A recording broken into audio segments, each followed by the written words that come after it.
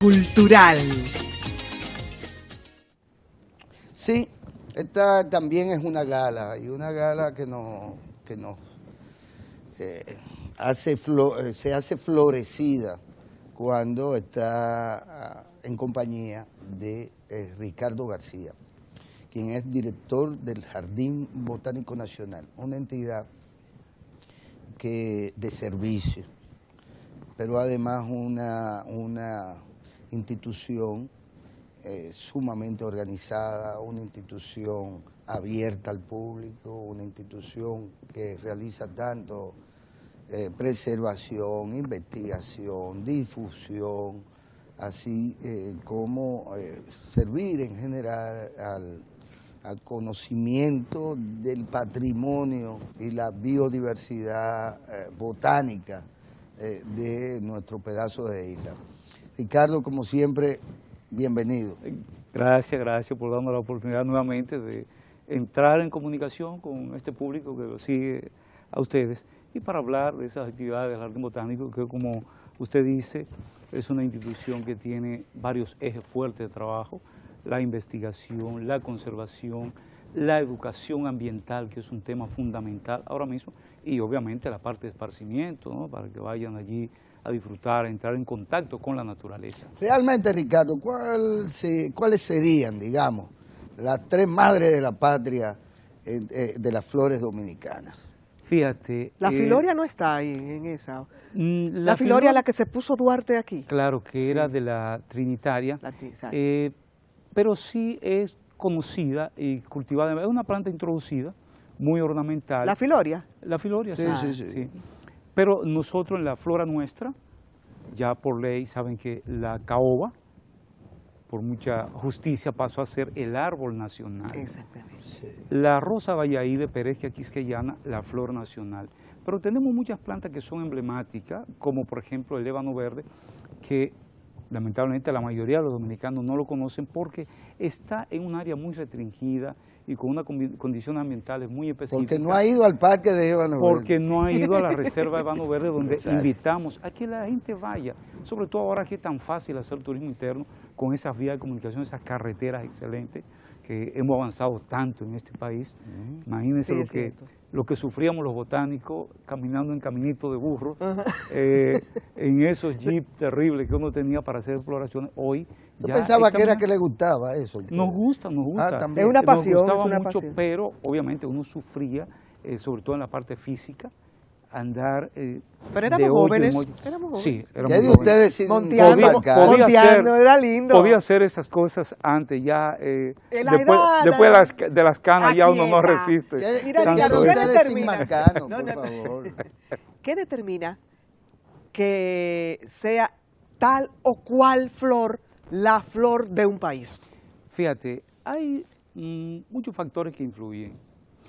Que la gente esté familiarizado con ella, la característica de su distribución, el estado de conservación en que esté, la facilidad con que uno pueda propagarla, algunas ligadas tal vez a algún hecho histórico. Entonces son distintas. En el caso nuestro, que se escogió la rosa bayahibe, que es una planta preciosa, la flor, eso hubo una especie de intercambio de opinión entre botánicos, incluso personas de historia, profesores. Entonces se estuvo discutiendo entre varias opciones. Una de ellas, la orquídea, que le dicen flor de mayo, pero florece tal vez una vez al año, un poco difícil de manejarla. El ébano verde, una flor preciosa, una magnolia, pero solamente crece en zonas de condiciones de temperatura muy específicas, no la iba a poder tener casi nadie, y para conocerla. Pero la flor de bayahibe coge pela. Entonces, la flor de bayahibe, miren ahí, qué bonita esa flor, y se propaga con una facilidad Y es comprobable eso, porque ¿por qué solo es de bayahibe entonces? Porque ese fue su origen. Si puede estar de Chivirica por cualquier sitio. Muy limitada, pero Rosita, ¿verdad? Pero cuando comenzamos a producirla, nos damos cuenta que tiene una capacidad, una resistencia increíble. Usted puede por esqueje, un tallito puede tener una planta, por semilla puede tener una planta. Imagino no se quedó con todas las rosas de Valladolid. Ha sembrado muchas. Mi amigo Magino ha sembrado Sí, muchas porque él tiene un programa muy interesante con personas con discapacidad. Entonces, donde quiera que él va, siembra la flor nacional y nosotros le facilitamos, tenemos un acuerdo donde él siembra la rosa Valladolid, porque cuando se declara como flor nacional, entonces hay un mandato de que el Ministerio de Educación, el Ministerio de Medio Ambiente, el Jardín Botánico deben asumir la difusión, la propagación. ¿Por qué ustedes han permitido que se introduzcan tantas especies extranjeras de flores? La libertad. Que el imperio se parece la libertad al discurso de los 70. La libertad acuerda, económica. Nuestro país es un país muy democrático. Entonces la gente, sobre todo por cuestiones comerciales, muchas especies que ya han sido domesticadas, la importan en grandes cantidades, la incorporan, la ponen de moda. Fíjate que cada cierto tiempo esas especies ornamentales se ponen de moda.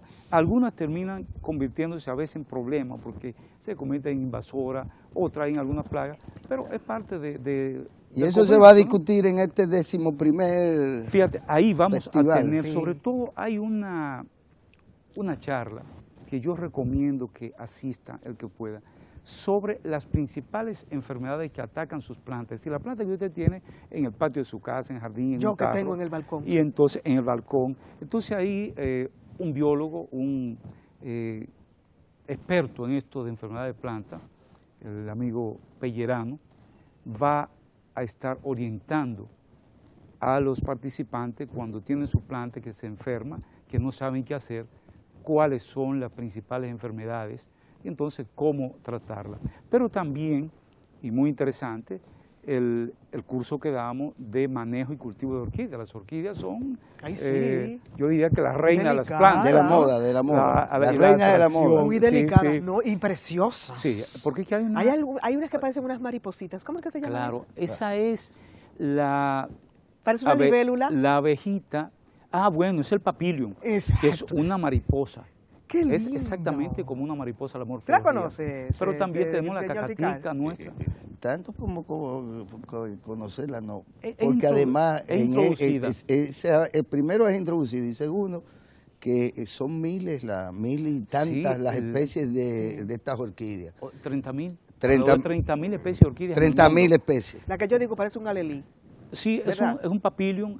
Papilium quiere decir mariposa en latín. Una mariposa. Entonces la morfología de la flor es exactamente como una mariposa, así como la abejita nuestra, la Oncidium genequene. En Cuba tuve la oportunidad de estar en un centro, hace ya varias décadas, en un centro de botánico. En orquídea, eso es Soroa. que fue una herencia que dejó un tipo enamorado de su pareja, una señora ya ancianita, él también. ¿Y eso se lo regaló al pueblo cubano? No, sí, no. Todavía sigue siendo uno de los principales centros de orquídea y en de el Caribe. destino turístico. Y de destino se llega a turístico, Cuba, sí. Claro. Soroa se llama. Soroa. El orquidiario de Soroa. Maravilloso. Tenemos precioso. comunicación, intercambio con los colegas en Cuba. Sí. Pues sí. Dentro de las actividades estamos hablando. Les decía hablando, que tenemos esa charla tan importante, el curso de orquídea. También vamos a tener un panel sobre el efecto del cambio climático sobre las plantas. ¿Ha decaído el interés del dominicano y la dominicana por las flores? No, yo te diría que ha aumentado. Hoy es mayor. Hoy es mayor. Incluso y la gente compra flores. Claro, por eso convive con ellas. Por eso este evento, el Festival de Plantas y Flores, va encaminado en esa dirección, en seguir estimulando, motivando el interés de los dominicanos y dominicanas por las plantas, porque hoy, además de la belleza y los beneficios que brindan las plantas, también hay un tema de vida, es el tema del verde. Las plantas son la base de la vida. O sea, entonces, que ustedes creen en la vida silvestre. Oh, claro, no, 100%. Nosotros queremos... No, porque a veces le ponen barreras a determinadas especies, que bien podrían darse silvestres. Y que van desapareciendo. Por ejemplo, yo recuerdo la campana. La campana ya no se ve y eso era silvestre. Con la campana hubo un problema, fíjate, hay varios tipos de campana, pero por ejemplo, la Dendrobrumancia, que es la campana que se cultivaba mucho en los patios, la amarilla preciosa, pero es una planta extremadamente alucinógena. Alucinógena. Muy alucinógena.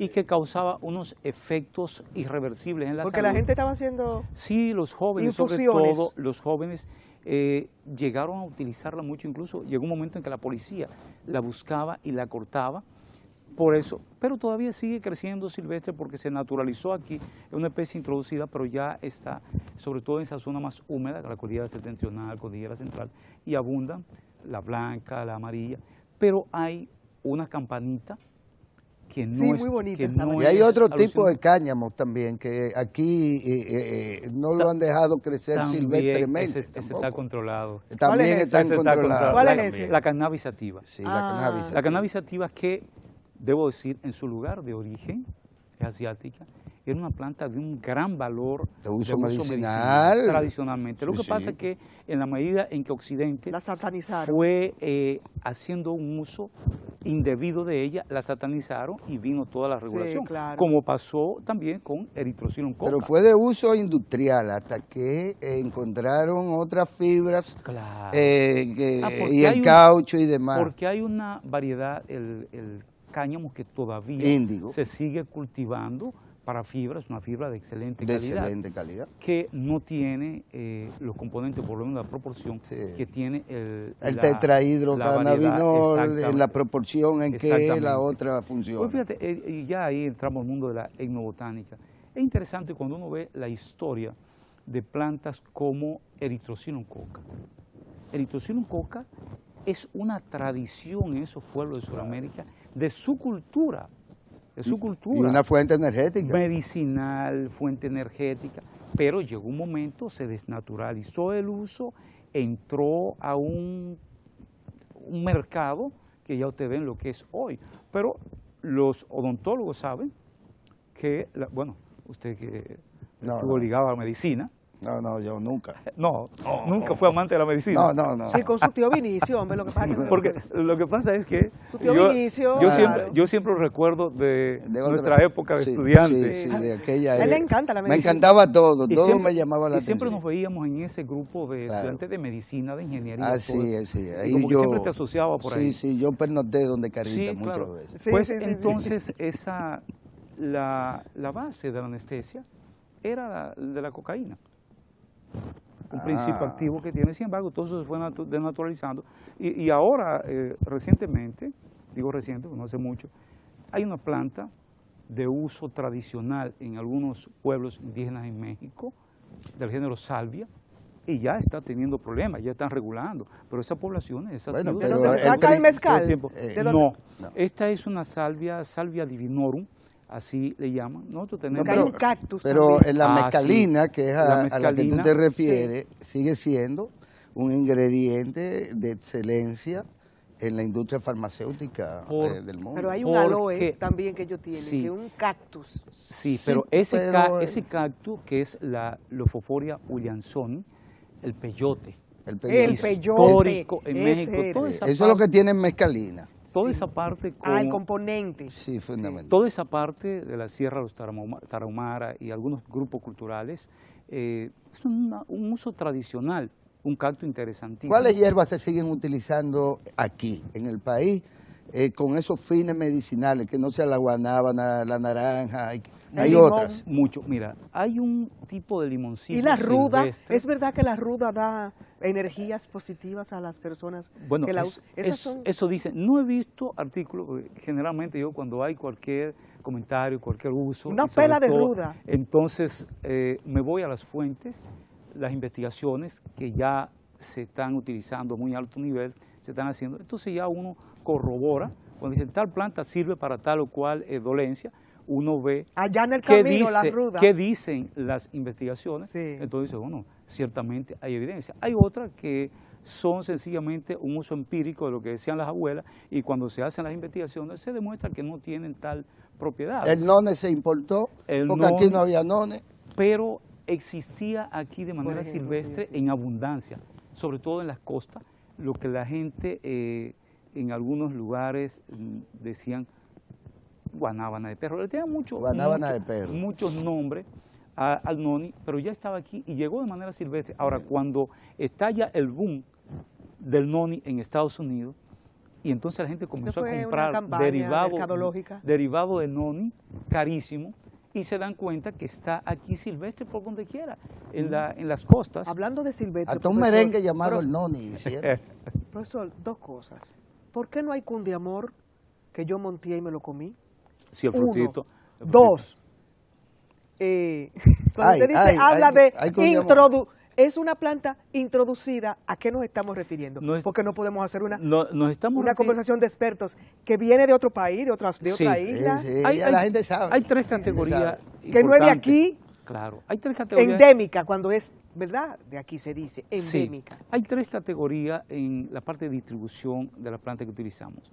Endémica, cuando está restringida su origen, se originó ahí y en condición natural solo existe en ese lugar. Por eso decimos, por ejemplo, la rosa valladolid, endémica de la isla española y específicamente de la zona del este de la República Dominicana. La otra categoría es nativa, con una distribución más amplia, puede estar de manera natural sin que nadie la trajera, aquí en México, en Sudamérica, etcétera, digamos la ceiba nuestra, o la caoba nuestra, que incluso llega hasta Centroamérica, y las exóticas o introducidas, que se traen de manera expresa, ¿verdad? Algunas llegan entonces a naturalizarse y ya crecen silvestres. El mango fue aquí introducido y hoy el mango crece silvestre. ¿Y el tamarindo de teta que ha desaparecido? El tamarindo de teta, qué interesante. Qué interesante porque nos vamos y el cundiamor, no me dijo del cundiamor. Nos vamos para la caoba ahora. Le voy a Había responder del cundiamor. Y ya veo que hemos entrado realmente en una parte cultural interesante. Sí. Miren, el tamarindo de teta, la anadinantera peregrina o pitadenia peregrina, es lo que en Sudamérica, donde vinieron nuestros indígenas, le llaman yopo. Entonces la cultura de yoparse todavía existe en Sudamérica, esos grupos como los Pieroa, el Cuenca del Orinoco. ¿Qué es yoparse? ¿Beber jugo de tamarindo? Ellos preparan, preparan con la semilla de la anadinantera peregrina como un polvo, lo inhalan y entonces como es alucinógeno, pues en sus ceremoniales, como hacían aquí en nuestros taínos, con la caoba, el culto de la caoba. Mira, esa planta todavía es común en alguna región. Ahora, siempre hago la salvedad a los jóvenes, sobre todo, que no inventen, porque los taínos sabían cómo utilizar su planta. Los jóvenes hoy no saben. Y ponerse a inventar con eso podría terminar. A los jóvenes también, que hay viejos. Yo creo que en Gascue solo he visto e identificado una mata de tamarindo de teta. Pero venga acá, ¿cuál es la diferencia entre el tamarindo que él dice y el tamarindo que yo me bebo mi juguito a cada rato? Permítame responderle su cundiamor. Sí, que tenía un dulcito, El cundiamor, que es una cucurbitácea familia de la uyama, del melón, de todo ese grupo, es una especie que llegó aquí a la isla, se ha naturalizado, tiene un uso tradicional como medicinal, pero el frutito también es comestible, es dulce.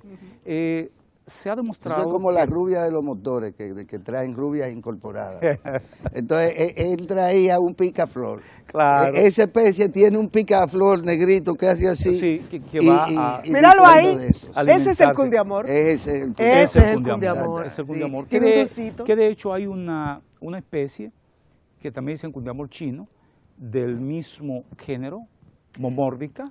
Que lo venden en el supermercado. Que es comestible. Este cundiamor se ha demostrado que tiene un principio activo que es esterilizante y lo usan para control de la natalidad. ¿Es verdad? Sí. Esteriliza. Tanto que yo comí cundiamor. Oye, yo que comí cundiamor. Pero lo que no, pero yo tuve 2 lo hijos. que no estoy con todo y cundiamor. Lo que pasa es que no tengo... Con todo y cundiamor. No estoy seguro. Creo que el principio activo está mayormente en las hojas. No en el fruto. Y es bastante amargo. Exactamente. Sí. Usted me decía, y le corté hace un momentito. La verdolaga. La verdolaga. No, yo le decía de la verdolaga porque eso se comía. Sí, es comestible y muy nutritiva. Y hay Por ejemplo, en Centroamérica sabe a berro. Hay una tradición de consumir verdolaga porque tiene un tallo suculento, una hoja carnosa, y usted puede prepararla en ensalada. Cuando el hambre hace calor, no, la batata es un refresco. No, óyeme, yo maroteé. Eso es lo que ustedes me están diciendo a mí. Yo maroteé mucho, pero es buena, en Ciudad Nueva. Cuando el hambre da calor, la batata es un refresco. No, cuando el hambre da calor uno se pone creativo. Lo que pasa sobrevive. Lo que pasa es que Dominicana es un país donde realmente, aunque hay algunos problemas de nutrición, pero no de suministro, ahí está la verdolaga, su hojita carnosa, pero riquísima. Siempre nuestras tierras han producido mucho plátano. Sí, Carlos, este evento está abierto al público. Es un evento abierto al público desde 9 de la mañana hasta 5 o 6 de la tarde, y va a ser, como ya hemos visto, el 30, 31 de este mes y 1 de noviembre. Mira, y es verdad que el plátano maduro en la mata, en el racimo, emborracha.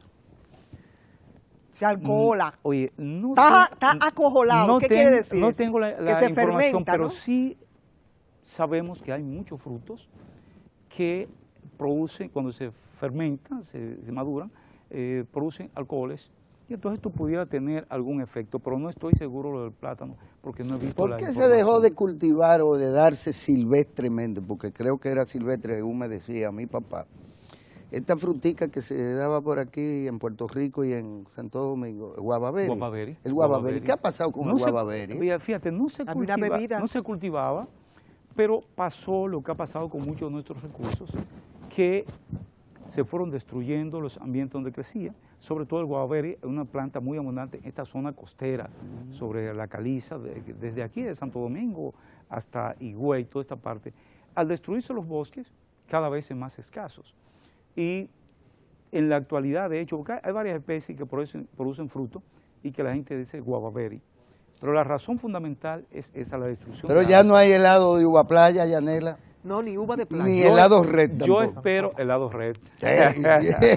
Oye, lo que hablamos de helado red hace unos días. Sí. Profesor, ¿cuáles son las... Tenemos nosotros como isla, ¿no? Como mitad de isla, ¿no?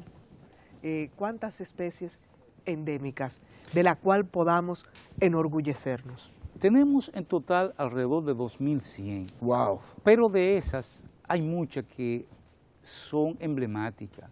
Siempre mencionamos el ébano verde, siempre mencionamos el melón espinoso, la orquídea cacatica. El roble no es nuestro. El roble es nuestro. El roble es nativo, no es endémico porque está también en Jamaica, pero es una especie de un alto valor. ¿Por qué desapareció la jabilla, por ejemplo?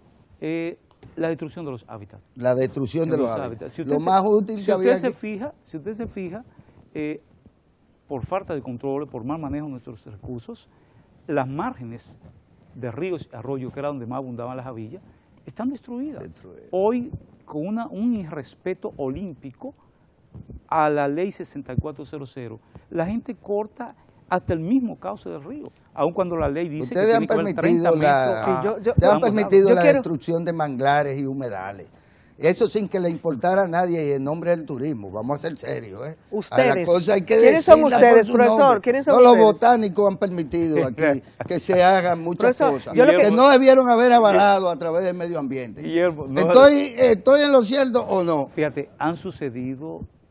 se han producido muchos daños que han generado pleito con nosotros botánicos, pero la verdad, y acepto su contundencia, contundencia. Pero debo decirte, no los botánicos hemos sido unos defensores. Hemos tenido que pelear con Ángela. Sí. Mucho. Por estos crímenes. Ángela es una defensora porque es una botánica. Sí. En ejercicio. Que conte, Ramón ha tenido que sufrir estos crímenes. Así es. Pero yo espero que superemos eso poco a poco, que por lo menos pongamos más controles. Mire, antes de que se termine el programa, yo quería plantear una inquietud. ¿Están los espacios públicos de nuestra capital y provincias arborizadas de la manera correcta? No, en modo alguno. Mire, uno viaja a veces, ¿no?, a otras ciudades y uno ve muchísimas flores en la calle. Sí. Cuando yo era pequeña, que iba para la Paraguay, llegaba con un puñado de Eso era en Ciudad Nueva, la ibicus, ¿cómo era que le decíamos? Cayena. La cayena, de todos los colores. Tú ibas cogiendo florecitas. Sí, sí. Te paraba al lado del colegio, había una señora que tenía chinola sembrada, a tumbar chinola. Sí, sí. Antes de llegar a la escuela. En los patios, tú te metías en los patios. Doña, regando los limoncillos. Porque no era tan peligroso. Exactamente. Pero entonces uno ve y se topa con flores en cada esquina. Aquí no.